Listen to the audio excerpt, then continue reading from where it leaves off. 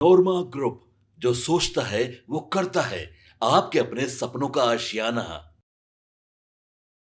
नमस्कार, भारत लाइव देख रहे हैं आप। पिछले कई दिनों से बिहार की राजनीति के मुख्य धुरी बने हुए हैं नीतीश कुमार। और पिछले कई दिनों क्या, पिछले 25 से 30 साल हो गए जब नीतीश कुमार की चर्चा होती रही है। और बिहार के राजनीति में नीतीश कुमार का लोहा अब तो हर कोई मानने लगा है, चाहे सत्ता हो या विपक्ष। देखिए, हमारे संपादक ने आपको बताया था कल कि मुकेश सहनी के दोनों हाथों में लड्डू है, और वही बात नीतीश कुमार के लिए भी लागू होती है। भले ही नीतीश कुमार के बारे में कोई जितनी भी बुराई कर ले, नीतीश कुमार के बारे में कोई कितनी भी बातें यह कह दे कि वो अनप्रेडिक्टेबल हैं, वो किधर चले जाएंगे किसी को नहीं पता, उनकी स्वास्थ्य गिर रही है, लेकिन अगर अभी तेजस्वी यादव को बोल दिया जाए कि नीतीश कुमार आपके गठबंधन में आने के लिए राजी हो गए हैं, तो तेजस्वी यादव, लालू प्रसाद यादव और कांग्रेस ऐसे बाहें फैलाकर नीतीश को अपने आप में शामिल करा लेंगे। और भारतीय जनता पार्टी, आप जान ही रहे हैं कि अगर जिस दिन पता चल जाएगा कि नीतीश कुमार दूसरे खेमे में जा रहे हैं, उस समय तो पैर पकड़ने की नौबत हो जाएगी भारतीय जनता पार्टी और तमाम घटक दलों की। मतलब साफ है, नीतीश की जो राजनीतिक स्टाइल है, जो सियासत करने का तरीका है, उसके काबिल सब कोई नहीं बन सकता है। और नीतीश के इस सियासत स्टाइल के बारे में आज हम विस्तार से चर्चा करेंगे। वर्तमान परिदृश्य में हालांकि नीतीश का सियासत स्टाइल बहुत पुराना है और परिस्थितियों के हिसाब से नीतीश कुमार अपने आप को एडजस्ट कर लेते हैं, भले ही उनको लोग पलटी मार बोल ले। लेकिन ये तो चाणक्य ने भी कहा था कि जब आपकी हार सामने दिखने लगे तो आपको युद्ध छोड़ देना चाहिए, वापस हो जाना चाहिए। तो नीतीश कुमार, भले ही उनको चाणक्य का तमगा नहीं दिया गया है, ये तमगा अभी अमित शाह के पास है, जो बिहार अभी आए हुए थे और बिहार से गए हैं और पूरे देश में राजनीतिक चाणक्य के रूप में अमित शाह कहे जाते हैं। लेकिन अगर आप नीतीश कुमार की सियासत स्टाइल का अध्ययन गौर तरीके से करें तो नीतीश कुमार से बड़ा सियासी चाणक्य अभी वर्तमान में तो नहीं दिखाई देता है, क्योंकि नीतीश कुमार ने एक चाल से कई लोगों को साथ दिया है। आप देखिए, भले ही वो बार बार मंचों से कहते हो, नरेंद्र मोदी के मंच से, अमित शाह के मंच से, गलती हो गई, दोबारा नहीं होगा, फलाना ढकाना, स्वास्थ्य संबंधी समस्या, लेकिन आज भी नीतीश कुमार यथावत हैं। और नीतीश कुमार के बारे में हर पार्टी, हर दल यही सोचता है कि काश नीतीश कुमार मेरे साइड होते तो सत्ता की कुर्सी मेरे काफी नजदीक होती। और देखिए, 20 साल राज करने के बाद भी नीतीश कुमार के बारे में ये कहा जा रहा है कि 25 से 30 फिर से नीतीश। तो ये नीतीश कुमार की ताकत ही है। कुछ आज विश्लेषण के माध्यम से हम आपको बताएंगे कि आखिर नीतीश कुमार क्या कर रहे हैं। क्या यह राजनीति की हकीकत रही है कि समय और परिस्थिति के अनुसार नेताओं के बोल फूटते रहे। जुबानी जंग में सामने वाले नेताओं को कभी अर्श तो कभी फर्श दिखाते रहना कोई आश्चर्य की बात नहीं। राज्य के मुख्यमंत्री नीतीश कुमार तो कभी हेलीकॉप्टर शॉट तो कभी जमीन भी दिखाने के माहिर खिलाड़ी माने जाते हैं। बहुत ज्यादा पीछे जाने की जरूरत नहीं है। राज्य के मुख्यमंत्री नीतीश कुमार ने देश के प्रधानमंत्री नरेंद्र मोदी और केंद्रीय गृह मंत्री अमित शाह के लिए क्या क्या कहा है, वानगी देख लीजिए।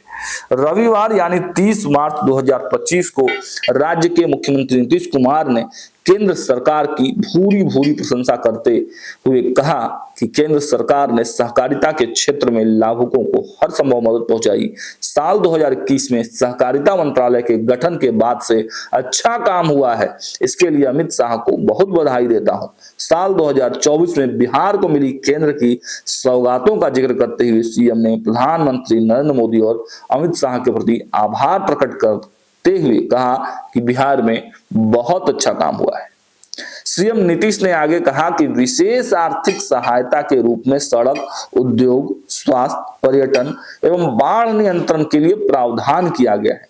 फिर से साल 2025 के केंद्रीय बजट में मखाना बोर्ड की स्थापना, नए हवाई अड्डे के विकास की घोषणा की गई। साथ इसके नीतीश कुमार ने 2 बड़े प्रोजेक्ट की भी चर्चा की, पहला Kosi Mechi river link project और पटना आरा सासाराम फोरलेन की स्वीकृति को भी लेकर पीएम मोदी को बधाई दिया। अब इस पूरे वाक्य में आप देखिए कि वक्फ वाले मामले में नीतीश कुमार की थोड़ी किरकिरी जरूर हो रही है। अब राजनीतिक गलियारों में वक्फ बोर्ड संशोधन बिल का मुस्लिमों द्वारा विरोध हो रहा है, वहीं वक्फ बिल पर नीतीश के फिर से पलटी मारने की अफवाह जोरों पर है। इसके पीछे उनकी सेकुलर राजनीति का हवाला भी दिया जा रहा है। लेकिन हैरत अंगेज बात तो ये रही कि रविवार को उन्होंने न केवल एनडीए के लिए वोट मांगे बल्कि अमित शाह की मौजूदगी को प्रासंगिक करने के लिए उपस्थित भीड़ से उनके सम्मान में हाथ भी उठवाए। फिर जैसा कि वो कई बार कह चुके हैं, उन्होंने फिर से कहा कि भाई 2 बार गलती कर चुके हैं, अब कोई गलती नहीं करेंगे और अब सब दिन इधरे रहेंगे। इस सब पार्टी के लोग तो गड़बड़ किया था, अब इधर ही रहेंगे। और अब तो जदयू के कई नेता भी कहते हैं कि साल 2025 विधानसभा की जंग मुख्यमंत्री नीतीश कुमार के नेतृत्व में और एनडीए के साथ ही लड़ा जाएगा और गठबंधन बड़ी जीत हासिल करेगा। देखिए, बताते चले कि 2023 के जून में मुख्यमंत्री नीतीश कुमार ने अधिवेशन भवन के सभागार में पीएम नरेंद्र मोदी और अमित शाह के बारे में क्या कहा।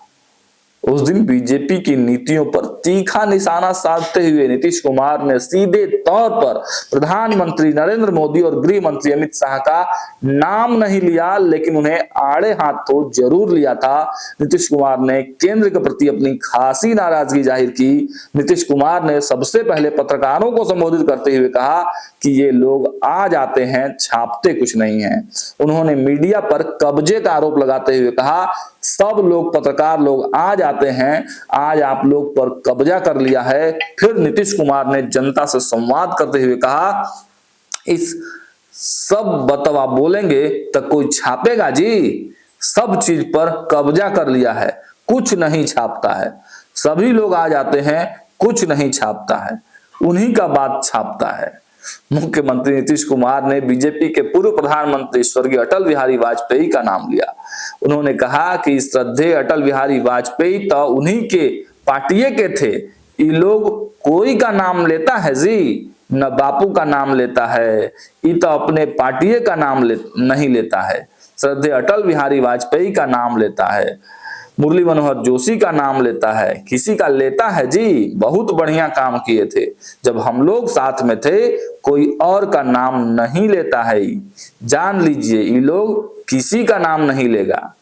अब देखिए, अब कुछ राजनीतिक विश्लेषकों की माने तो इस तरह के बयानबाजी जो निकलकर सामने आ रहे हैं, सबसे ज्यादा अनप्रेडिक्टेबल नेता के तौर पर मुख्यमंत्री नीतीश कुमार को कहा जा रहा है। ये कब किसकी गर्दन पकड़ लेंगे और कब किसी के चरण कोई नहीं कह सकता। 18 जून 2024 का ही वह दृश्य याद कर लीजिए जब नीतीश के नेतृत्व में चुनाव लड़ने की घोषणा की गई।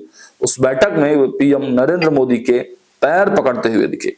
विरोध का आलम को याद कीजिए तो 18 फरवरी 2014 का वह दिन याद कर लीजिए जब विधानसभा में बिहार मुख्यमंत्री नीतीश कुमार ने भाजपा के साथ दोबारा जुड़ने की बात को सिरे से नकारते हुए कहा था कि मिट्टी में मिल जाएंगे मगर भाजपा से समझौता नहीं करेंगे, यह असंभव है, ये चैप्टर अब बंद हो चुका है। याद कीजिए वह नारा कि संघ मुक्त भारत बनाएंगे। लेकिन आखिर में हुआ क्या? नीतीश घूम फिर कर भाजपा के साथ हैं और भाजपा के साथ अच्छे से भी है। हालांकि इन दिनों एक बार फिर नीतीश कुमार को लेकर कहा जा रहा है कि वक्फ वाले मामले पर नीतीश कुमार पलटी मार सकते हैं, पर खुद ही उन्होंने जवाब दे दिया कि अब कहीं नहीं जाएंगे, पार्टी के लोगों ने ही गड़बड़ किया, अब यहीं रहेंगे। यह कोई भाजपा के साथ ही नहीं, राजद को भी जब लताड़ने लगते हैं तो क्या क्या कह जाते हैं। राबड़ी देवी पर भी अपना गुस्सा प्रकट कर गए। ये नीतीश कुमार के राजनीति के रंग है जिस पर चर्चा होती है और होती रहेगी। तो मुख्यमंत्री नीतीश कुमार जब जिसके साथ दोस्ती करते हैं जम के करते हैं, दुश्मनी करते हैं तो खुल कर करते हैं, और यही देखने को मिल रहा है। मतलब साफ है, आज के वर्तमान की राजनीति में नीतीश कुमार कितने प्रासंगिक हैं कि दुनिया की बड़ी पार्टी, दुनिया की सबसे बड़ी पार्टी भारतीय जनता पार्टी का भी शीर्ष नेतृत्व जब आता है तो उसे नीतीश कुमार बोलना पड़ता है, नीतीश कुमार की बड़ाई करनी पड़ती है, नीतीश के सामने झुकना पड़ता है। और इसीलिए जब जब बात होगी बिहार की तब नाम होगा नीतीश कुमार का। ये बात कहीं ना कहीं चरितार्थ हो जाती है, और भले ही बिहार में कोई गठबंधन बन जाए, बिना नीतीश के सत्ता की कुर्सी तक पहुंचना नामुमकिन सा दिखता है। इसीलिए कहा जाता है नीतीश है तो सब है, नीतीश है तो सब कुछ है, नीतीश है तो बिहार की सीएम कुर्सी भी फिक्स है। और इस बात को तेजस्वी भी जानते हैं और इस बात को भाजपा भी जानती है।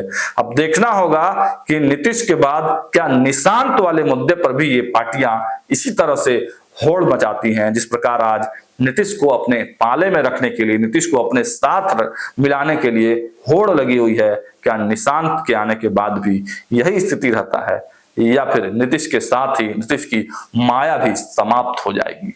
अपडेट्स हम आपको देंगे, देखते रहिए भारत लाइव। बहुत बहुत धन्यवाद। आपके सपनों को हमने सजाया है, ई होम्स पैनोरामा को हमने बनाया है। ई होम्स मेरा एक सपना था जिसपे मैं पिछले 4 साल से काम कर रहा था। हमने जो बनाया है वो सबने है माना। ई होम्स पैनोरामा में हो आपका भी आशियाना। और फाइनली हमने 2021 में इस प्रोजेक्ट को लॉन्च किया। बहुत लोग अप्रिशिएट कर रहे हैं कि पूर्णिया जैसे शहर में, बिहार के, एक तो बिहार की बात करें उसमें भी पूर्णिया जैसे छोटे जगह में इस तरह का लाइफस्टाइल देना, ये सुन के हम लोगों को बहुत अच्छा लगता है। ई होम्स में हमने कुछ और भी किया है, जैसे हम जिस जगह में रह रहे हैं हमारे फैमिली सिक्योर हो, उनको सिक्योरिटी का ध्यान में रखा है।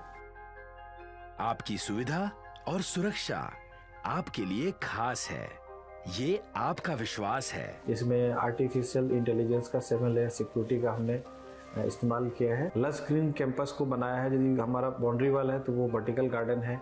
ये जितनी भी फैसिलिटी होता है एक इंटरनेशनल टाउनशिप में ई होम्स है, ये हम लोग विश्वास नहीं कर पा रहे हैं। जो भी हमारे मित्र दोस्त या जो भी हमारे बाहर के बाहर आते हैं तो हम लोगों को बहुत अच्छा सुनने को मिलता है और बहुत अच्छा क्रेडिट मिल रहा है। वो सारा हमने सिर्फ एक बिल्डिंग नहीं बनाया, हमें एक बहुत अच्छा लाइफस्टाइल दिया ई होम्स में, और मेरा एक सपना था जिसको मैं आज फुलफिल होते हुए देख पा रहा हूँ। ये आपका आवास है।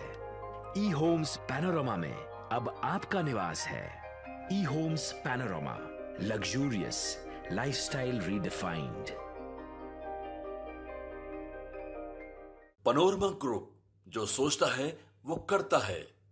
अगर ये वीडियो पसंद आई और वह बिहार के राजनीति और बिहारियत से सरोकार रखेनी तो सब्सक्राइब बटन दबा के चैनल के सब्सक्राइब कर ली। ओजे एगो घंटी बा, ओकरा बटन दबा देला से कुल सटीक और मारक खबर रुआ मुफ्त में मिल जाई। अगर रुआ पत्रकारिता के हमनी के नया प्रयोग में सहयोग कर चाहतानी तो ज्वाइन बटन दबा दी।